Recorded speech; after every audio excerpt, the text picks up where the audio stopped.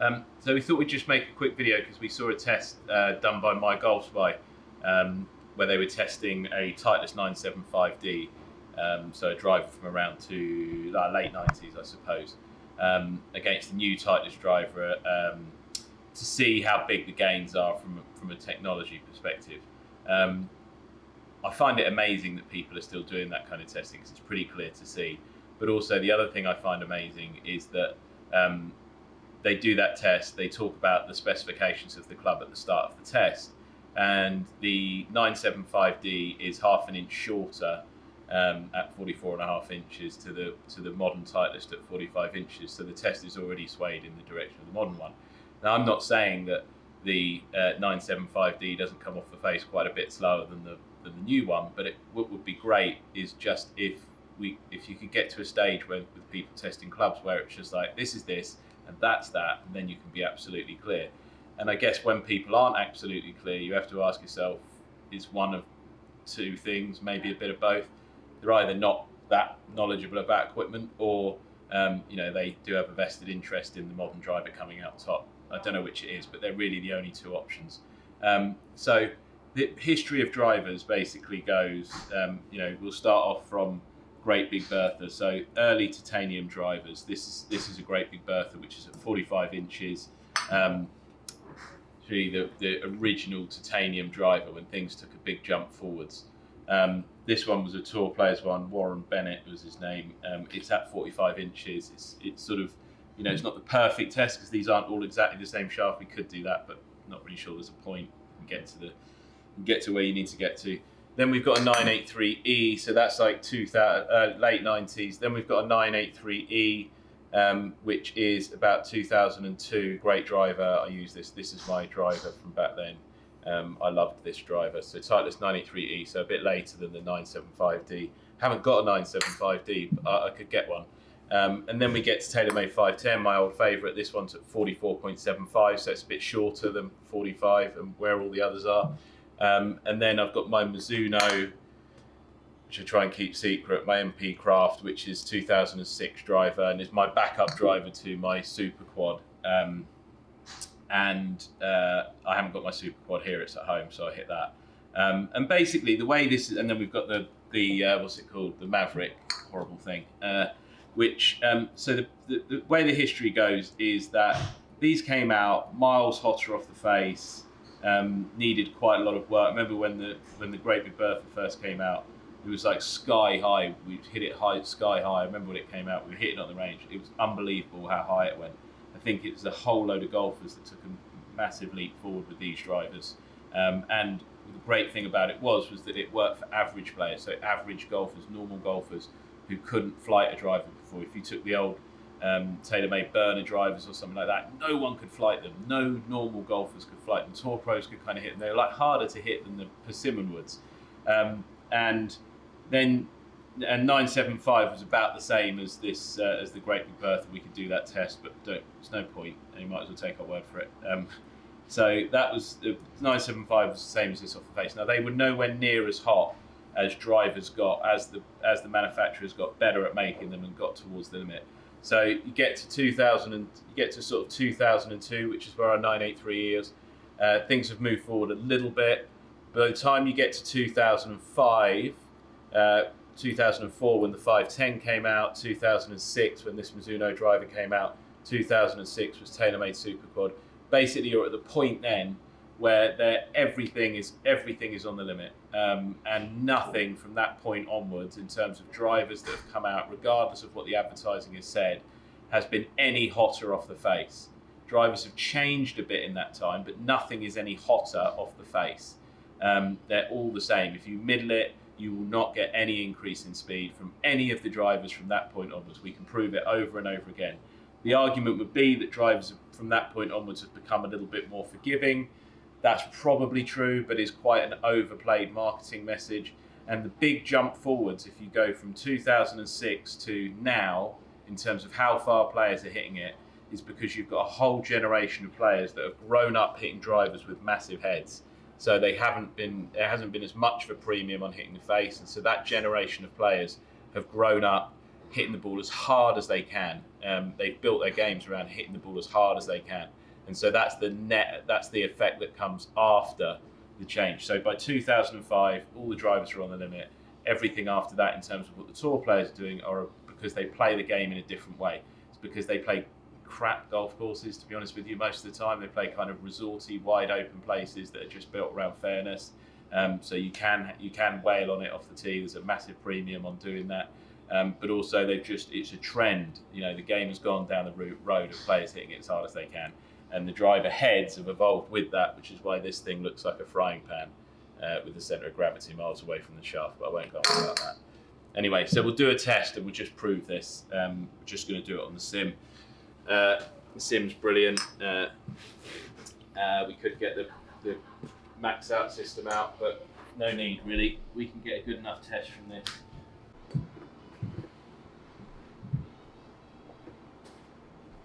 Right, so we'll start with Great Big Bertha. Little caveat: I've got a bit of I don't know what it is, like a tear on my rib, so I can't really get 100% out of it, but I'll probably swing it a bit better when I'm swinging it like this. It'll be a bit lower on ball speed. Let's just try and get a couple of good ones with each club. We can do a bigger test another time. Ow.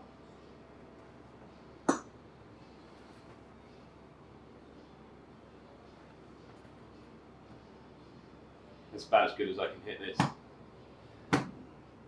This has got that's 153 miles an hour ball speed. And what you might notice is that, like with this stuff, this is a 9-degree head, but the older titanium drivers is much harder to really kind of launch them high. Tend to just hit them a bit lower. Oh. But you wouldn't say that that's necessarily technology that means you can hit it high. It's more that, you know, drivers have gone in that direction because people have become aware of it, because more and more people have been 145, so that was out the hill. So not very forgiving. 8 miles an hour drop there from missing the middle of the face. And I would say it's difficult to say that the modern stuff isn't a lot better on that. Okay, that's another good one. Hurt a bit. So I'll stop there with that because there's 2 good ones. Could do more. That was gone a long way. 153. So my good ones are 153 ball speed with that driver. Quite low. 983E. Absolutely love this driver. Thinking about taking it out again. And I think when my golf spy made that video, and the guy's going, "Oh, you're leaving so much on the table or whatever." I do think there's a place in golf for using stuff that you enjoy hitting. I would take this driver out because I enjoy hitting it.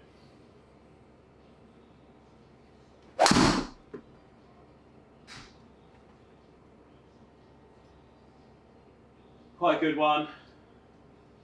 I'd say that's probably about 154. Ooh, 159.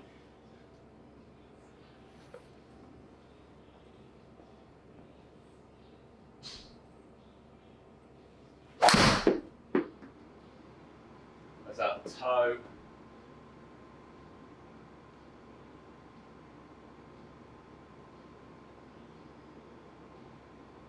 .298, 154. So we had an 8 mile an hour drop with the Great Big Bertha when we hit the neck. I think those drivers, no hozzle, they're particularly bad out the neck. But only a 5 mile an hour drop from towing the sort of 2002 driver. That's as hard as I can hit it today. So that's probably like high 150s. 157. So we had a 157, a 159. We dropped 5 miles an hour and we hit the toe. So 2002. So after 975D, Titleist, all of the companies are getting a bit better. Around 2002, Callaway were having a mare, total mare. Callaway were producing like Hawkeye drivers. Everything that they produced was a knuckleball club. People were still buying them, but the drivers were really bad around that time. You're not going to see anyone that wants to play older stuff playing like Callaway stuff from early 2000s. It was all garbage. Hawkeye, ERC Plus, just knuckleball clubs. No one could get them in 510, love you. So this is 1/4 of an inch shorter than those. 296, 159. So you're getting up, like this is 2004, 2 years later than the 983E Titleist.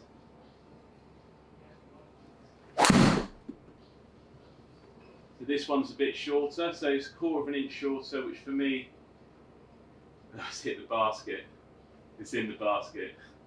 161. So you're starting to build a bit of speed. So I can get this 160, 161, 2 miles an hour over the 983.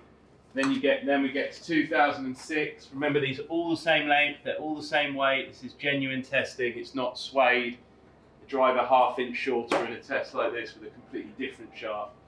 The test is basically rubbish.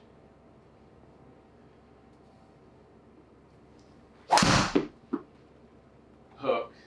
The moment I try and hit it from the top, my rib kills me when I hook it, so just stop. Need to swing it easy. So that's out the toe, still got 160.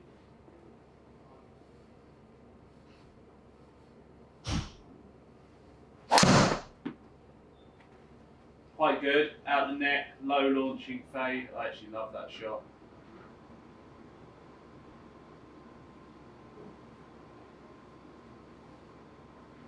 $160. It's probably all I've got today. If I absolutely nutted one, just middled it, nothing to do with speed whatsoever, just nut it, might get a bit more than that. Yikes. That would be 160, high 150s.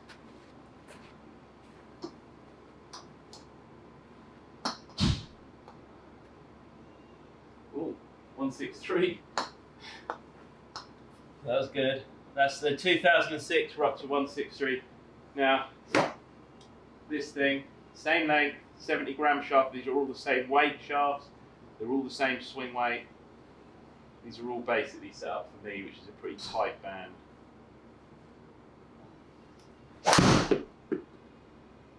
Oh, misread on the sim, it's unfortunate.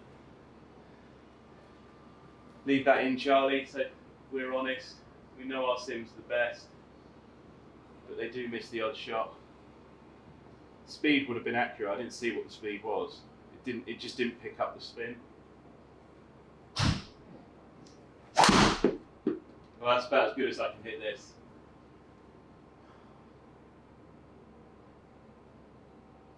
This is big.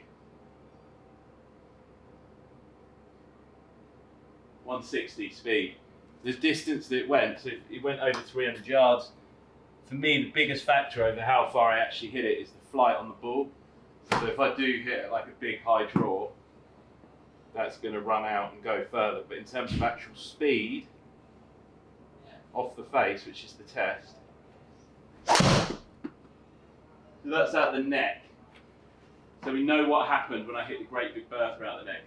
The Great Big Bertha is probably one of the worst drivers of all time out of the neck, but we've still got 160. So it's fair to say that you do get an upgrade on the forgiveness. But the idea that the drivers are just every year they're going further is the bit that's wrong, totally wrong. It's a lie. That one's not bad. A little bit out the bottom of the club.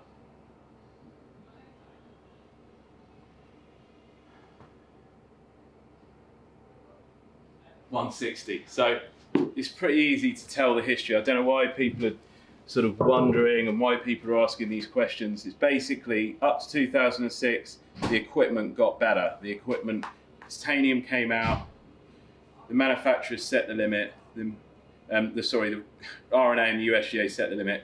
The manufacturers got right up to the limit and got good at being on the limit. Everything from about 2005, 2004 onwards, there is no upgrade in the speed when you hit the middle of the face. There's a little upgrade in terms of the forgiveness of the clubs. Certainly quite a big upgrade from Great Big Bertha, but nowhere near as big from 2006 onwards. But where players have started to hit it so much further is this generation of players who are hitting it as hard as they can, playing on golf courses that allow them to hit it as hard as they can, playing a golf ball that doesn't spin anywhere near as much, so again you can hit it harder.